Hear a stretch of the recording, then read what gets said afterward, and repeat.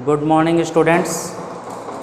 आज हम लोग क्लास 8th में जो फर्स्ट चैप्टर है मैथ्स का रेशनल नंबर, उसका सेकंड वीडियो देखेंगे। फर्स्ट क्लास में हम लोग जो है वो rational number on the number line, last topic यही पढ़े थे कि नंबर लाइन पर रेशनल नंबर को कैसे रिप्रेजेंट करेंगे। इस क्लास में हम लोग दो रेशनल नंबर्स को कंपेयर करना, अगर हमारे पास दो रेशनल नंबर दिया हुआ है तो उन दोनों रेशनल नंबर को आपस में कंपेयर करेंगे कि कौन सा रेशनल नंबर बड़ा है और कौन सा छोटा है, और उसके बाद फिर उसको ऑर्डर में अरेंज करना। मतलब अगर कहा जाए कि 3-4 रेशनल नंबर्स दिया हुआ है और उसको असेंडिंग ऑर्डर में अरेंज कीजिए या फिर डिसेंडिंग ऑर्डर में अरेंज कीजिए, तो वो देखेंगे कि वो किस तरह से करते हैं। तो शुरू करते हैं।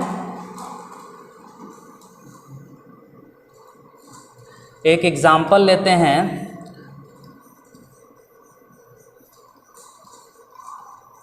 कंपेयर करना है हमको दो रेशनल नंबर। एक रेशनल नंबर है 3/4 और दूसरा रेशनल नंबर है 5/8। इन दोनों रेशनल नंबर में हमको कंपेयर करना है कि कौन सा रेशनल नंबर जो है वो बड़ा है और कौन सा रेशनल नंबर छोटा है। सबसे पहले हम लोग जो है एलसीएम फाइंड आउट करेंगे। एलसीएम ऑफ 4 and 8, जो दोनों डिनोमिनेटर हैं उन दोनों डिनोमिनेटर का एलसीएम फाइंड आउट करेंगे। 4 और 8 का एलसीएम फाइंड आउट करने पर आएगा 8। उसके बाद हम लोग जो है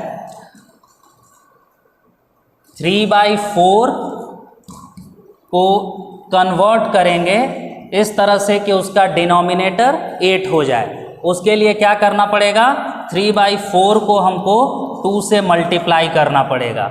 2 से मल्टीप्लाई करेंगे तो ये क्या हो जाएगा, 6/8 आ जाएगा।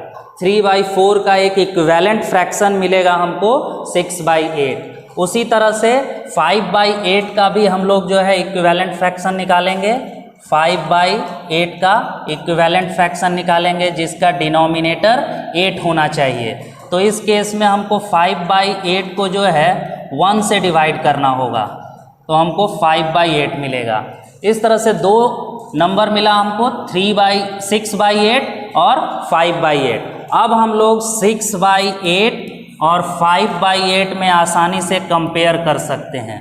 6/8 और 5/8 को अगर हम कंपेयर करें तो दोनों का डिनोमिनेटर सेम है। इस केस में जिस भी रेशनल नंबर का न्यूमरेटर बड़ा होगा वो नंबर ग्रेटर हो जाएगा।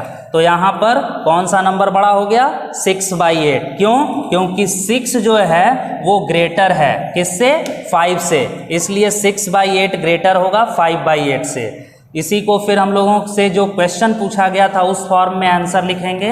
हमसे पूछा गया था 3/4 और 5/8 इन दोनों में कौन बड़ा होगा, तो इस केस में 3/4 ग्रेटर होगा। इस तरह से हम लोग दो रेशनल नंबर को आपस में कंपेयर करेंगे। नेक्स्ट हम लोग देखते हैं ऑर्डरिंग ऑफ रेशनल नंबर। दो रेशनल नंबर को ऑर्डरिंग में कैसे, अगर हमसे कहा जाए कि असेंडिंग ऑर्डर में अरेंज कीजिए तो उस केस में हम कैसे उसको अरेंज करेंगे। एक एग्जांपल ले लेते हैं। 3/4 दूसरा रेशनल नंबर दिया हुआ है आपका 5/8 और तीसरा रेशनल नंबर गिवन है 2/3। ये तीन रेशनल नंबर्स गिवन है और इसको कहा गया है असेंडिंग ऑर्डर में अरेंज करना। Arrange in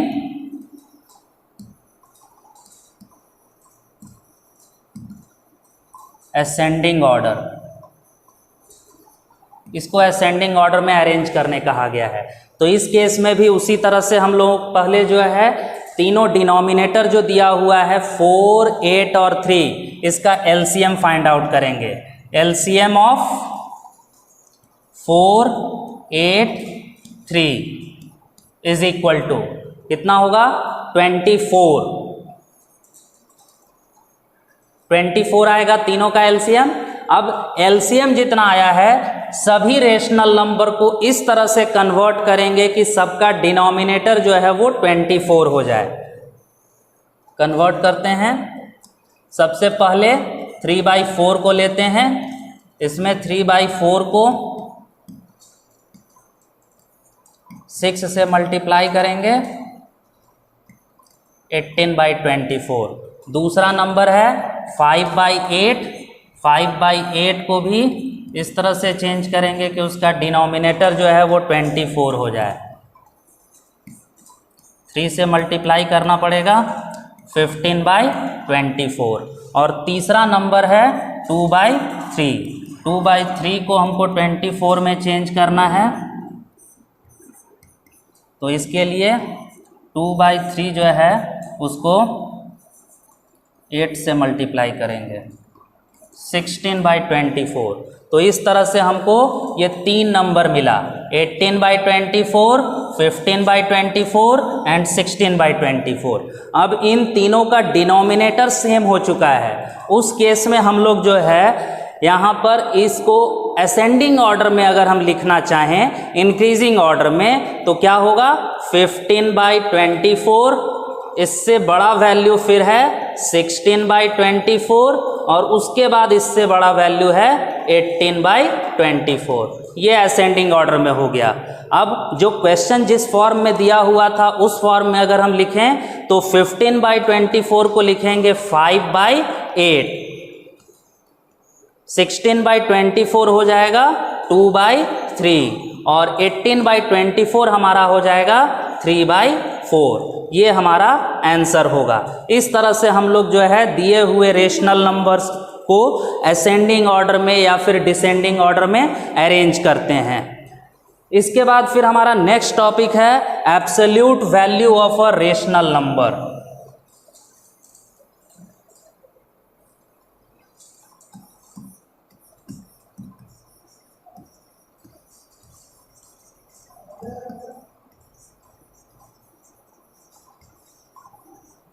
of a rational number.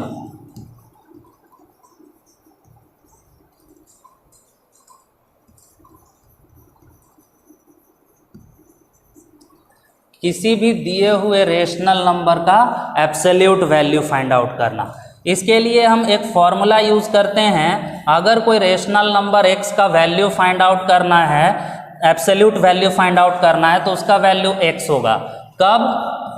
If x is greater than और इक्वल टू 0। x का वैल्यू पॉजिटिव हो या 0 हो, उस केस में उसका एब्सोल्यूट वैल्यू निकालेंगे तो वो x के बराबर ही रह जाता है। और अगर कोई रेशनल नंबर x है, उसका हमको एब्सोल्यूट वैल्यू फाइंड आउट करना है, तो वो x होगा if x is less than 0, minus of कोई नेगेटिव रेशनल नंबर है, उसका एब्सोल्यूट वैल्यू फाइंड आउट करना है, तो उस केस में हम उसका वैल्यू x लिखेंगे। अगर वो x जो है वो लेस देन 0 है तो मॉडुलस जो है वो माइनस ऑफ x हो जाएगा। यहाँ ये x नेगेटिव कहा जा रहा है, तो x नेगेटिव है, उस पर मॉडुलस लगा तो वो माइनस ऑफ x, मतलब नेगेटिव का नेगेटिव पॉजिटिव वैल्यू मिल जाएगा। आप एक एग्जाम्पल देख लेते हैं इससे रिलेटेड। जैसे एक नंबर लेते हैं 3/4 और इसका एब्सोल्यूट वैल्यू फाइंड आउट करना है। एक एग्जाम्पल लेते हैं, इसका एब्सोल्यूट वैल्यू फाइंड आउट करना है। तो 3/4 जो है वो हमारा ग्रेटर देन और इक्वल टू 0 वाला केस आता है। ये 0 से बड़ा वैल्यू है, पॉजिटिव वैल्यू है, तो इस केस में इसका मॉडुलस जब निकालेंगे तो वो 3/4 होगा। और एक दूसरा एग्जाम्पल लेते हैं, माइनस ऑफ 3/4 का मॉडुलस फाइंड आउट करना है। माइनस ऑफ 3/4 का मॉडुलस जब फाइंड आउट करेंगे तो हमारा वैल्यू जो होगा माइनस ऑफ -3/4। इस तरह से जो भी x का वैल्यू है उसका माइनस हो जाएगा, मतलब 3/4 आएगा। तो दोनों केस में हमको एब्सोल्यूट वैल्यू जब किसी रेशनल नंबर का निकालेंगे तो वो हमेशा जो है वो पॉजिटिव वैल्यू मिलता है।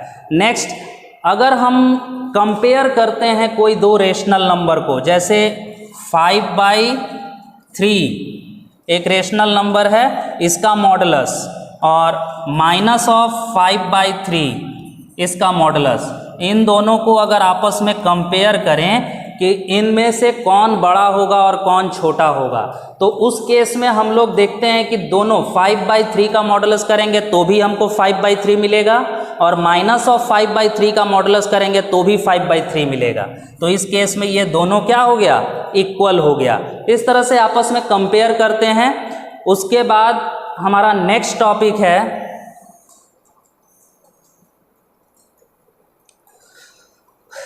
Rational numbers between two given rational number.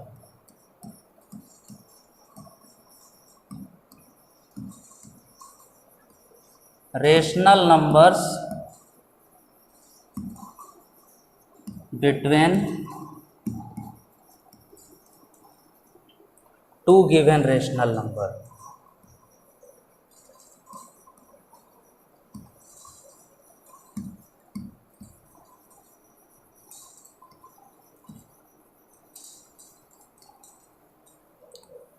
तो दो गिवन रेशनल नंबर के बीच में हमको रेशनल नंबर फाइंड आउट करना है। जैसे मान लेते हैं 3/5,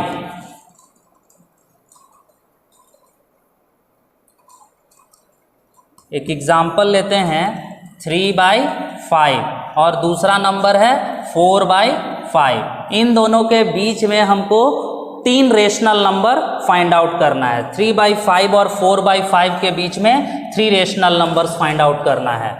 तो उसके लिए हम लोग सबसे पहले तो इन दोनों का एलसीएम लेंगे। यहाँ पर देख रहे हैं डिनोमिनेटर दोनों का सेम है, अगर नहीं भी सेम रहता है तो एलसीएम लेकर के इसको कॉमन करेंगे, और उसके बाद 3 रेशनल नंबर फाइंड आउट करना है तो दोनों को हम 4 से मल्टीप्लाई कर देते हैं। 3/5 जो नंबर है उसको हम 4 से मल्टीप्लाई करते हैं।